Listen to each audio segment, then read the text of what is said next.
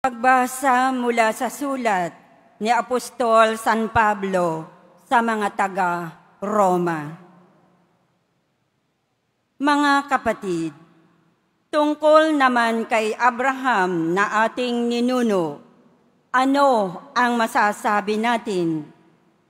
Ano ang kanyang karanasan tungkol sa bagay na ito?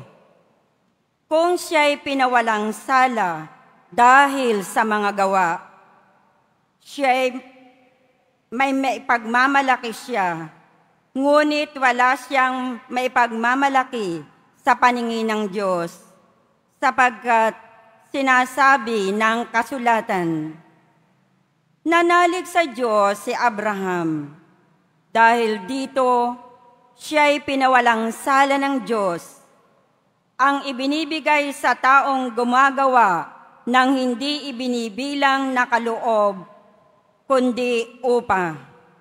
Tatapwat ang hindi gumagawa, kundi ang nananalig sa Diyos na nagpapawalang sala sa makasalanan ay pinawalang sala dahil sa kanyang pananalig.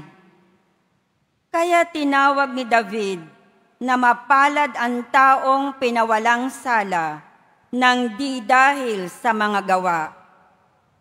Mapapalad yaong ang mga pagsuway ay ipinatawad na at ang mga kasalanay napawi na. Mapalad ang tao na ang mga kasalanan ay nilimot na ng Panginoon. Ang salita ng Diyos. Salamat sa Diyos.